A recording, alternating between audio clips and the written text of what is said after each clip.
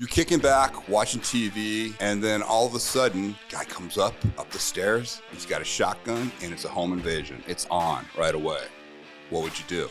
Well, the individual in this video actually did some really positive things. There are a couple things we can look at, but I wanted you to show the difference between giving distance and penetration, rotation, and getting into the guy rather than trying to pull and get away.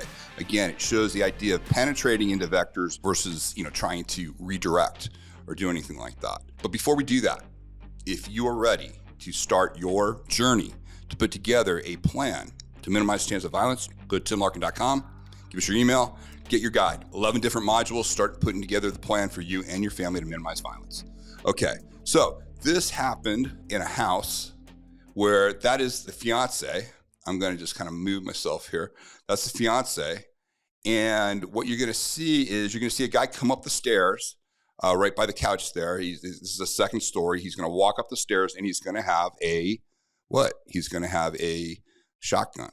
And he's got the balaclava on. It's your nightmare scenario. It's the guy's house, that's his fiance. They have roommates. So they're used to people coming in and out of the door, and they didn't really register that it was an issue that somebody started coming in. They don't even really look.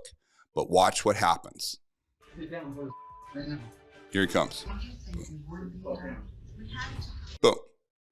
Okay. At this stage, what's so interesting is the guy understood right away that where the threat was. And what did he do? He penetrates in.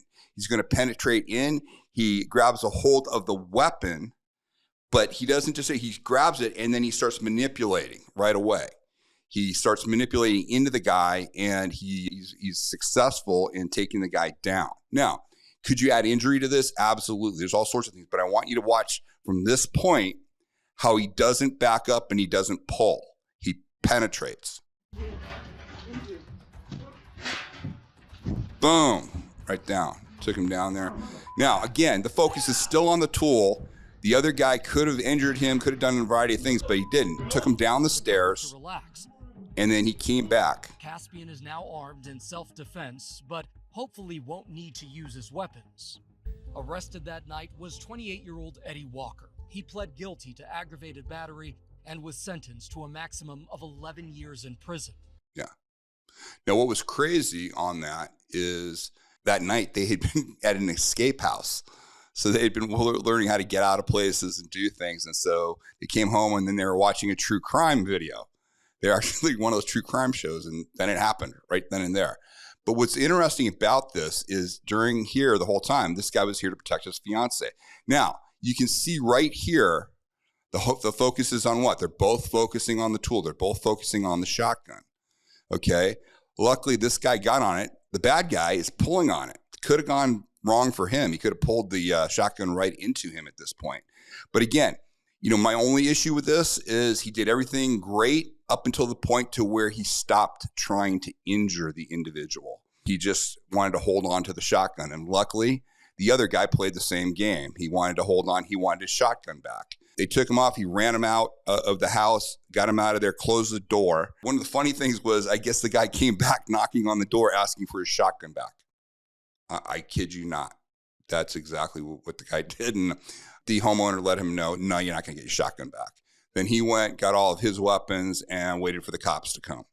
And you see the thing, the guy got put away for 11 years for armed home robbery on this. Okay? So, listen, folks. When you're confronted with a situation like that, where you have a distance weapon, what makes that weapon work? And this guy recognized it right away. He saw the angle that the shotgun was at, realized if I penetrate in right now, slam into him and grab this and then twist, I can have superior leverage on that. Now, he should have added an injury into that. That would have been optimal for him to do that. But again, the reason I wanted to show you was backing up would have given the guy distance. But he took action right away, came in, and it worked out really well for him and his fiance. They were able to get away, call the cops, and everything worked out okay. But I'm going to be getting more into this idea of penetration and rotation into the injury rather than giving distance or standing still. You notice this guy didn't stand still. He moved his body weight forward on that. So again, overall, hey, listen, it worked out great for him. Absolutely brave man. He was able to protect himself and his fiance. No issues there. We could improve upon it by adding injury, though. That's the key. Getting too focused on those tools leaves all the other opportunities to take the situation in hand and shut down that central nervous system, that active brain, which is what makes a human dangerous. Now remember, if you want to start putting into plan, you like these concepts, you want to go more in depth, go to timlarkin.com, give us your email, get your guide that gives you those 11 modules that start putting all of this together for you and your family to minimize the chance of violence coming in your life. All right, until next time, stay safe.